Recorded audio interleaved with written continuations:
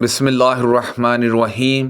عتبہ بن ابی وقاص کافر نے اپنے بھائی سعد بن ابی وقاص رضی اللہ عنہ مسلمان کو مرتے وقت وصیت کی تھی کہ ذمہ کی باندی کا لڑکا میرا ہے، اس لیے اسے تم اپنے قبضے میں لے لینا۔ انہوں نے کہا کہ فتح مکہ کے سال سعد رضی اللہ عنہ بن ابی وقاص نے اسے لے لیا اور کہا کہ یہ میرے بھائی کا لڑکا ہے اور وہ اس کے متعلق مجھے وصیت کر گئے ہیں، لیکن عبید بن زمعہ نے اٹھ کر کہا کہ میرے باپ کی لونڈی کا بچہ ہے، میرے باپ کے بستر پر پیدا ہوا ہے۔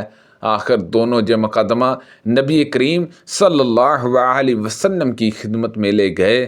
سعد رضی اللہ عنہ نے عرض کیا، یا رسول اللہ صلی اللہ علیہ وسلم، یہ میرے بھائی کا لڑکا ہے اور مجھے اس کی انہوں نے وصیت کی تھی۔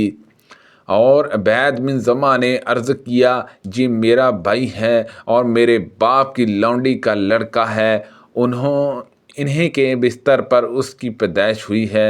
اس پر رسول اللہ صلی اللہ علیہ وسلم نے فرمایا، عبید بن زمعہ، لڑکا تو تمہارے ہی ساتھ رہے گا۔ اس کے بعد فرمایا، بچہ اسی کا ہوتا ہے جو جائز شوہر یا مالک ہو، جس کے بستر پر وہ پیدا ہوا ہو، اور حرام کار کے حصے میں پتھروں کی سزا ہے۔ استغفر اللہ۔ پھر سودا بنت زمعہ رضی اللہ عنہا سے، جو ان حضرت صلی اللہ علیہ وسلم کی بیوی تھی، فرمایا کہ اس لڑکے سے پردہ کیا کر، کیونکہ آپ صلی اللہ علیہ وسلم نے عتبہ کی شباہت اس لڑکے میں محسوس کر لی تھی۔ اس کے بعد اس لڑکے نے سودا رضی اللہ عنہا کو کبھی نہ دیکھا جہاں تک کہ وہ اللہ تعالیٰ سے جا ملا۔ میں نے رسول اللہ صلی اللہ علیہ وسلم سے مراد تراک شکار کے متعلق پوچھا تو آپ صلی اللہ علیہ وسلم نے فرمایا کہ اگر اس کے دار کی طرف سے لگے تو کھا، اگر چڑھائی سے لگے تو مت کھا، کیونکہ وہ مردار ہے۔ میں نے عرض کیا، یا رسول اللہ صلی اللہ علیہ وسلم، میں اپنا کتا شکار کے لیے چھوڑتا ہوں اور بسم اللہ پڑھ لیتا ہوں، پھر اس کے ساتھ مجھے ایک ایسا کتا اور ملتا ہے جس پر میں نے بسم اللہ نہیں پڑھی ہے، میں یہ فیصلہ نہیں کر پاتا کہ دونوں میں کون سے کتے نے شکار پکڑا۔ آپ نے فرمایا، ایسے شکار کا گوشت نہ کھا، کیونکہ تو نے بسم اللہ تو اپنے کتے کے لیے پڑھی ہے، دوسرے کے لیے تو نہیں پڑھی۔ نبی کریم صلی اللہ علیہ وسلم ایک گری ہوئی کھجور پر گزرے تو آپ صلی اللہ علیہ وسلم نے فرمایا کہ اگر اس کے صدقہ ہونے کا شبہ نہ ہوتا تو میں اسے کھا لیتا۔ اور حمام بن منبع نے ابو ہریرہ رضی اللہ عنہ سے بیان کیا کہ نبی کریم صلی اللہ علیہ وسلم نے فرمایا، میں اپنے بستر پر پڑی ہوئی ایک کھجور پاتا ہوں۔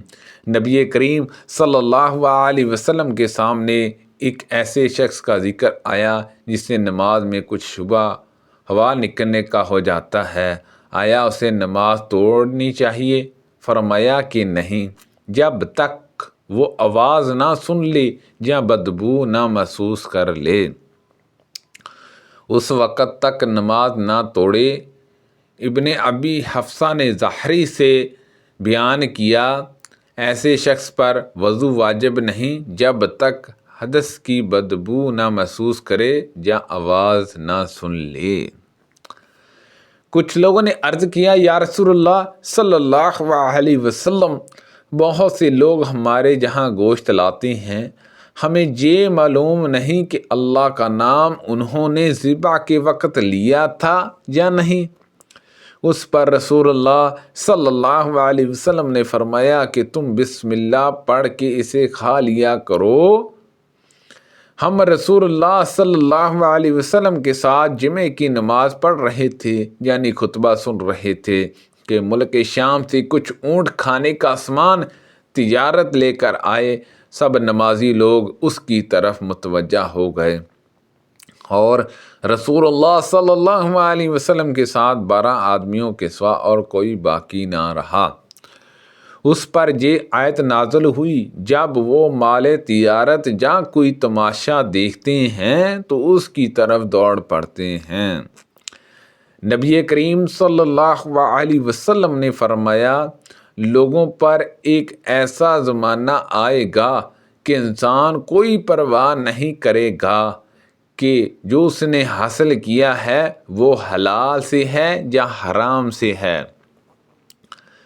میں سونے چاندی کی تجارت کیا کرتا تھا، اس لیے میں نے زید بن ارقمہ رضی اللہ عنہ سے اس کے متعلق پوچھا تو انہوں نے بیان کیا کہ رسول اللہ صلی اللہ علیہ وسلم نے فرمایا، اور مجھ سے فضل بن یعقوب نے بیان کیا، کہا کہ ہم سے حجاج بن محمد نے بیان کیا کہ ابن جرجہ نے بیان کیا کہ مجھے عمرو بن دینار اور عامر بن مصعب نے خبر دی۔ ان دونوں حضرات نے ابو المنال سے سنا، انہوں نے بیان کیا کہ میں نے برا بن عزب اور زید بن ارقم رضی اللہ عنہما سے سونے چاندی کی تجارت کے متعلق پوچھا تو ان دونوں بزرگوں نے فرمایا کہ ہم نبی کریم صلی اللہ علیہ وسلم کے عہد میں تاجر تھے، اس لیے ہم نے آپ سے سونے چاندی کے متعلق پوچھا تھا۔ آپ نے جواب یہ دیا تھا کہ لین دین ہاتھوں ہاتھ ہو تو کوئی حرج نہیں، لیکن ہدار کی صورت میں جائز نہیں۔ سبحان اللہ عز و جل۔ اللہ پاک سے دعا ہے کہ اللہ پاک ہم سب کو ان حدیثوں پر عمل کرنے کی توفیق عطا فرمائے، اللہ پاک ہم سب کو صحت و تندرستی عطا فرمائے، آمین بجاہ النبی الامین صلی اللہ علیہ وسلم۔